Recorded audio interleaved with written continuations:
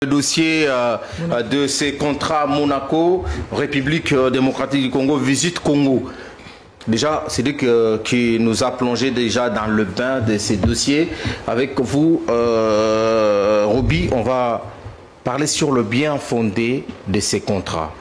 Vous avez quelques éléments sur les contenus du contrat. Qu'est-ce que le contrat dit exactement? Est-ce que la République démocratique du Congo est bénéficiaire de ce contrat? Je pense que un tel projet c'est pas du tout limité qu'au niveau du ministre des Sports. Je parle du ministre des Sports. Je pense que ce contrat, je parie fort, est arrivé même au niveau du gouvernement central. Parce que engager toute la République sans pour autant que le gouvernement central soit au courant, je ne le pense pas. Parce que Laval, bien sûr, le chef du gouvernement, a pu avoir également les éclaircissements autour de ce contrat. Je suis entré en contact avec ceux qui gèrent aujourd'hui le ministère des Sports. Exactement, c'est vrai, il y a d'autres détails qui n'ont pas été dévoilés à la place publique, mais ils promettent que ça sera justement à la portée de tout le monde. Déjà, quand j'ai essayé d'avancer un tout petit peu dans les enquêtes, on parlerait des centres de formation qui pourront être bénéfiques pour le football congolais en général. Déjà, quand Monaco vient en RDC pour créer des centres de formation dans des provinces pilotes, c'est déjà un avantage pour le football congolais. Et les jeunes qui seront formés dans ces centres de formation bénéficieront des stages au niveau du Monaco. C'est-à-dire, il y aura les agents de Monaco qui vont travailler en connivence avec la direction technique du football de la RDC pour dénicher absolument les oiseaux rares ou les talents purs de la RDC pour aller essayer de faire d'expérimenter aussi à notre niveau, au niveau international, notamment en France, précisément avec l'équipe de Monaco.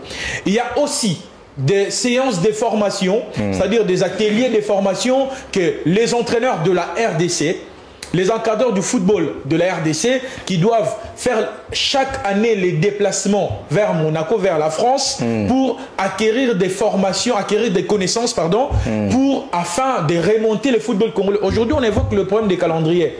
Comment s'est fait l'élaboration des calendriers ici en RDC? C'est-à-dire, il y a de ceux-là qui sont compétents, oui, on le dit, mais il manque des détails. Il manque cette actualisation-là que Cédric avait évoquée. Et dans ces contrats-là, les gens voient plus le montant, mais ils ne voient pas le bienfait de ces contrats-là. Déjà, j'ai évoqué, quand Monaco installe des académies dans des provinces pilotes en RDC, c'est-à-dire c'est très bénéfique pour le Congo. Exactement, pour le jeune. Par rapport à ce contrat, les agents de Monaco seront en collaboration avec d'autres équipes européennes pour dénicher les talents de la RDC. Mais la question que je suis en train de me poser depuis... Bon, le pays agresseur de la RDC, que je ne veux pas citer les noms ici, a un contrat avec Paris Saint-Germain, avec Bayern et aussi Arsenal. Mais vous connaissez un nom d'un joueur rwandais au monde qui joue dans les top niveaux? Non, mais le problème, on ne peut pas lier... Quelqu'un sur ce plateau connaît... S'il vous plaît, Papi, on ne peut pas lier... Je veux juste avoir une réponse, on ne va pas passer à autre chose. Non, on ne peut pas lier quand même ce contrat à celui en parenthèse, de l'agresseur de la RDC. Je pense que ça n'a pas le même contexte, si je peux dire. C'est vrai, il y a visite DRC. Déjà, au départ, c'était visite Congo. Je m'étais opposé farouchement à cette appellation-là. Visite DRC, c'est la meilleure, en tout cas. Parce qu'on aurait dû faire la publicité du Congo en face aussi.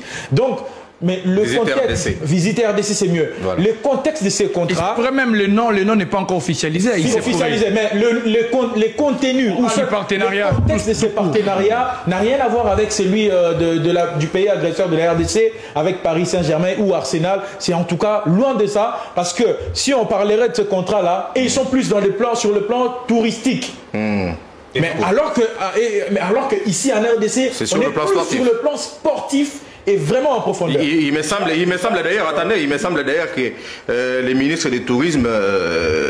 lui n'a pas bien compris apparemment, selon certaines indiscrétions, il n'a pas compris les contextes de ces contrats. D'ailleurs, lui, il a eu à sortir, je crois, entre 14 millions ou 19 millions de dollars en partenariat avec l'AC Milan, mais un partenariat qui n'a abouti à rien jusqu'à aujourd'hui. Alors, attendez, Mérode, je reviens sur Véro. Est-ce que c'est seulement Monaco qu'on veut nous signer un contrat lorsqu'on sait que Thiago Scouteux, le directeur de cette équipe de Monaco, avec Didier Boudimbou, ce qu'ils ont parlé, on ne sait pas la forme et le fond. Roby Ebengo a essayé quand même d'épingler quelque chose de très intéressant en inventant la création de formations, c'est quoi, des centres de formation, que sais-je encore. Mais moi, je dis que ce qui me fait mal, ce qui me fait très mal aux yeux d'ailleurs, c'est le montant. Ce qui me fait très mal aux yeux, c'est le montant. Pourquoi? Parce que quand on est en train de sortir 12 milliards de francs congolais pour un contrat avec l'AS Monaco, et lorsqu'on sait que l'AS Monaco va financer ces contrats seulement pour le football, c'est compliqué parce que l'AS Monaco en soi n'a pas seulement un club de football. Si l'AS Monaco veut investir en RDC avec ses fameux adages visite DRC, il faut penser aussi que la RDC n'a pas seulement le football comme discipline sportive. Donc, moi, je me vois mal d'investir 12 milliards de francs congolais pour le football, alors qu'on sait que le football déjà en soi, entre guillemets, on a parlé du championnat, de la Coupe du Congo, c'est seulement le foot. On n'a pas vu ce qui se passe chez le handball, on n'a pas vu ce qui se passe en volleyball, on n'a pas vu ce qui se passe en boxe. Pourquoi seulement Monaco veut sponsoriser la RDC en termes de football? Je pense que je vais proposer, même au ministre des Sports, si on veut tout de suite signer ces contrats, je ne sais pas si ce contrat a été signé avec Thiago Scouteux, il faut penser à comprendre que la RDC n'a pas seulement le football comme discipline, et qu'il faut penser bien sûr d'autres disciplines aussi qui peuvent au moins bénéficier de ces contrats de partenariat. Merci beaucoup. Et je peux citer, je peux terminer que lorsqu'on sait encore une fois que le football bénéficie, mine de rien, d'assez de moyens que d'autres disciplines. Aujourd'hui, je peux même épingler certains cas. Il y a eu la CAN U20 qui vient de se dérouler en Égypte, où les Léopards ont reçu leur prime normalement. Mais d'un côté, de l'autre, on a le Léopard qui était au Maroc, Casablanca, le Léopard de lutte, qui jusque-là ont été reçus par le ministre des Sports et Loisirs, n'ont rien reçu, même un franc. Donc ça dit, ça ne s'est fait pas seulement pour le Léopard lutte. Lorsqu'on sait que le Léopard Scrabble vient du Congo-Brazzaville avec des titres, n'ont rien reçu. Lorsqu'on sait encore une fois que les handballeurs, lorsqu'ils viennent bien sûr même avec des titres, ne reçoivent à tout prix rien. Lorsqu'on sait encore que la boxe est négligée. Donc je pense 12 milliards c'est trop et qu'on devait investir pour toutes les disciplines sportives. Allez, Cédric Moupataï avait déjà évoqué ces problèmes de la somme. Je vais rajouter quelque chose pour finir. Vous savez, aujourd'hui, moi je l'ai dit très clairement, on ne peut pas interdire à une nation de se développer, d'emprunter d'autres pistes. Ça c'est la première des choses. C'est vrai, on peut tout dire. Aujourd'hui, la RDC a des problèmes au niveau de la gestion et consorts. Mais vous savez aujourd'hui aussi que ces clubs-là peuvent aider la nation à se développer. Si et seulement si ces clubs-là comprennent qu'ils peuvent devenir de grandes entreprises pour permettre à la RDC de se développer. Ça doit être du donnant-donnant. Aujourd'hui, qu'est-ce que le club Monaco donne quelque chose au gouvernement français? Qu'est-ce que Vita donne au gouvernement congolais? Qu'est-ce que Desimpe donne au gouvernement congolais? D'ailleurs, non mais au-delà du spectacle de Monaco, il y a les transferts et consorts que le gouvernement français gagne.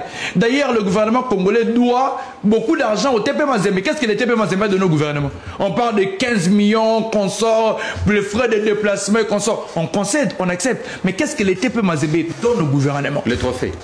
Prochainement. Les trophées qui en bénéficient. C'est ce plaisir-là, c'est tout. C'est tout, c'est bon.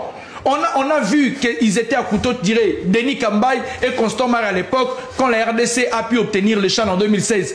Denis Kambaye qui voulait obtenir quelque chose et Constant Mar qui lui dit, monsieur, sois sur ton fauteuil. Sois sur ton fauteuil, laisse-nous tranquille. Ouais, c'est vrai, je voudrais que le gouvernement mette la main dans la pâte, aider son football, avoir des stratégies, s'il vous plaît, papy, avoir des stratégies nécessaires pour que le football avance. Ce sont ces stratégies-là qui vont permettre à ce que le football puisse avancer, émerger. J'aimerais aussi avoir un accord, par exemple, le championnat de la Ligue 1 qui va envoyer ses experts ici, essayer de travailler en amont et consort, mais du reste, essayons de voir la nature du contrat. Si ça n'avance pas, on viendra sur ce plateau pour respecter. Très bien, merci. Surtout que on a fini l'émission. Sur les comptes, sur la place publique. Vous avez Magnificat, 30 secondes seulement. Tous les détails ne sont pas dévoilés. 30 secondes, comme Roby venait de le dire, tous les détails jusque-là ne sont pas encore dévoilés. Mais dans ces contrats, il y a à boire et à manger. Parce que d'un côté, il y a l'AS Monaco qui bénéficie, et de l'autre, d'une certaine manière, il y a aussi la RDC qui gâche l'argent.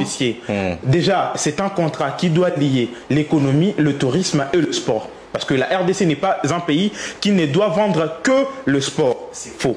Contrairement à d'autres pays, ici, on peut vendre le tourisme, on peut vendre le sport et aussi l'économie. Dans ces contrats, Monaco propose je pense 3 solutions à la RDC ou 3 choses à la RDC. Monaco propose 8 packs VIP des investisseurs qui viendront ici en RDC pour investir. C'est que vous Monaco, peut-être. Non, c'est ce que j'ai lu dans plusieurs médias. Dans plusieurs médias. Là, je te soutiens. Exactement. Et puis, de l'autre côté, il y a notamment la création de ces centres, de ces académies. Le football. Le football. Voilà. Ici, ce qui est compliqué.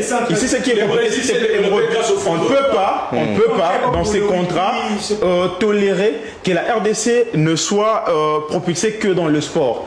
Dans le football. Ici, dans le football, surtout que dans le football, parce que ici, il faut aussi reconnaître que le ministère des Sports n'a pas travaillé en harmonie avec d'autres ministères. Allez, on va terminer. De l'économie et des sports. Mais par manque de temps, malheureusement, je ne pourrais pas vraiment évoquer toutes les clauses de ces... On va revenir sur ces contrats. Le ministère des Sports lui-même n'a pas encore dévoilé. Allez, quand ça sera officiellement dévoilé, on va revenir sur ce plateau pour discuter. Puisque ce contrat n'est pas encore signé jusque-là, parce que le ministre des Sports doit d'abord répondre à l'Assemblée nationale en début de mois de septembre avant de sceller ce contrat avec l'AS Monaco. Merci beaucoup. Exactement.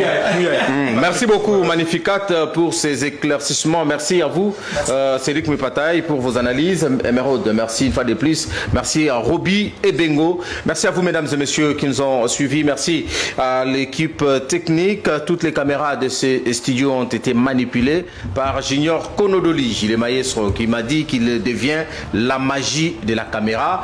Mais également Branly Moulambu, qui était du côté de la réalisation de cette émission. Merci à vous parce que vous étiez nombreux à suivre eSport.